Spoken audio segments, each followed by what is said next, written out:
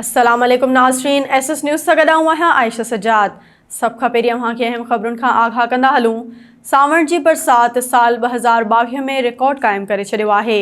सावण जी बरसात जा लगातार वक़्फ़े सां नार बंगाल मां कुल 10 सिस्टम सिंध में दाख़िल थिया, जंहिंमें 2 सिस्टमनि जो तमामु घणो शिदत वारो ज़ोर रहियो। उहो सिस्टम मौजूदा वक़्त में सॼी सिंध में ज़ोरदार बरसात वसाए रहियो आहे। अॼु कुझु शहरनि में मौसम साफ़ थी वेंदी, बाक़ी शहरनि में बरसात जो सिलसिलो जारी रहंदो।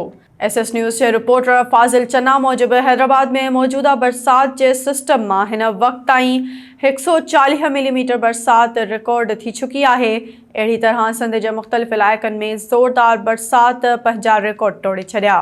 मौसमियात जे माहिरनि मूजिबि सावण जी बरसात वारो सिस्टम ॾखण सिंध जे हैदराबाद, ॼामशोरो, ठट्टो, बदीन, सिजावल, टंडो मोहम्मद ख़ान ऐं ओभर सिंध जे मीर ख़ास, टंडो अलियार, उमरकोट ऐं थरपारकर में राति देर ताईं कमज़ोर थी वेंदो।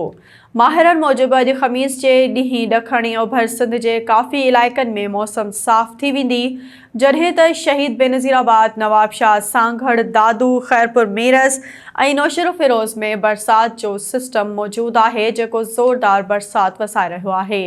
उत्तर सिंध जे सखर, घोटकी, कशमोर, कंदकोट, शिकारपुर, जैकमाबाद ऐं लाड़काणे में 24 खां 48 कलाकनि ताईं बरसात जो इम्कान आहे, जंहिं बाद सावण जी बरसात जो आख़िरी सिस्टम बलोचिस्तान जे इलाइक़नि में बरसात वसाईंदो।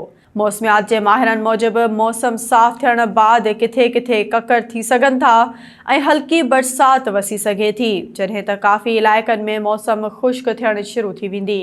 होॾां कराची, हैदराबाद, मीरपुर ख़ास ऐं ॿियनि शहरनि में बरसात जो सिलसिलो जारी आहे। हैदराबाद में 3 ॾींहं बि बरसात वसी रही आहे। रोड, रस्ता, कॉलोनियूं, घिटियूं, मार्केटूं पाणी हेठि अची वियूं आहिनि। यादि रहे त गुज़िरियल ॾींहुं सिंध में जारी बरसातुनि में 15 खां वधीक माण्हू फ़ौत थी विया हुआ।